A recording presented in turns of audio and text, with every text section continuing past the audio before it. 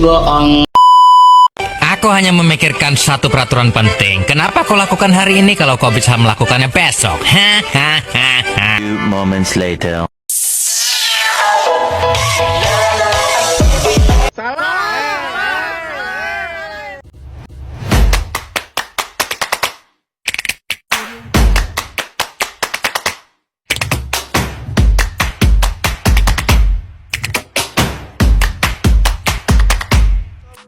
Assalamualaikum warahmatullahi wabarakatuh. Nama Jikri Bu, umur 16 tahun.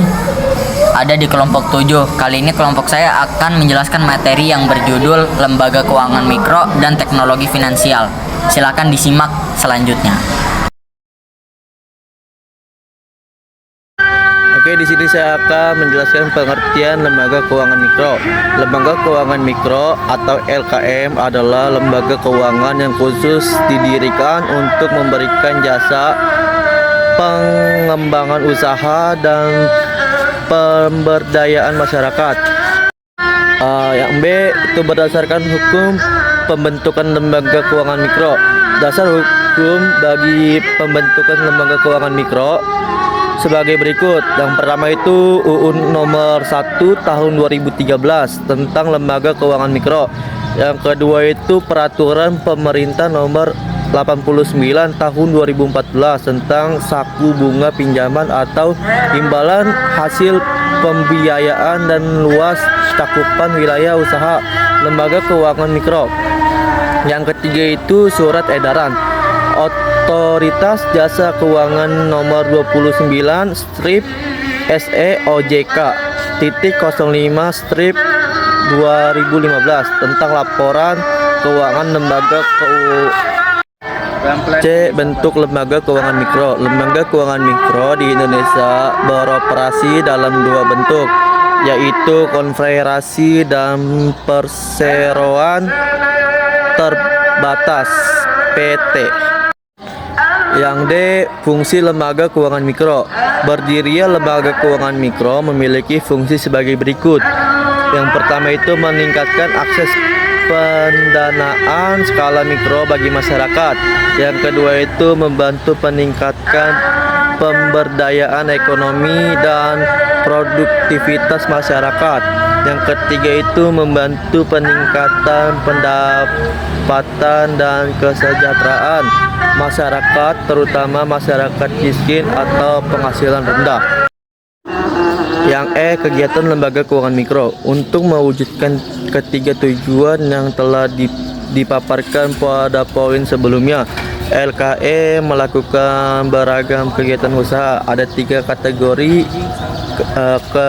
kategori kegiatan LKM sebagai berikut.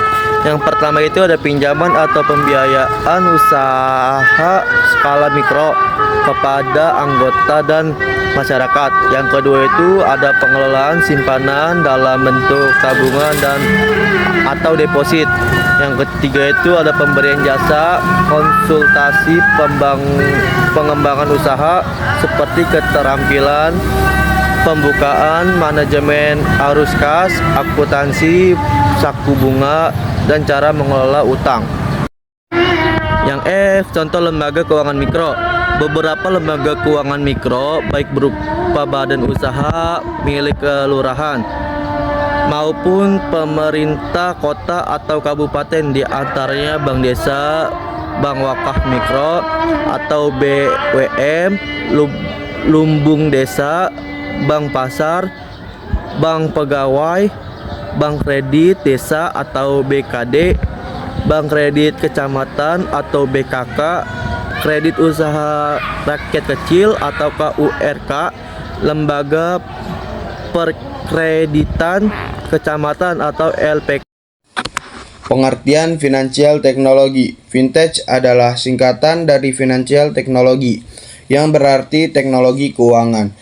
Jadi, fintech adalah inovasi teknologi yang dikembangkan dalam bidang finansial sehingga transaksi keuangan bisa dilakukan dengan praktis, mudah, dan efektif.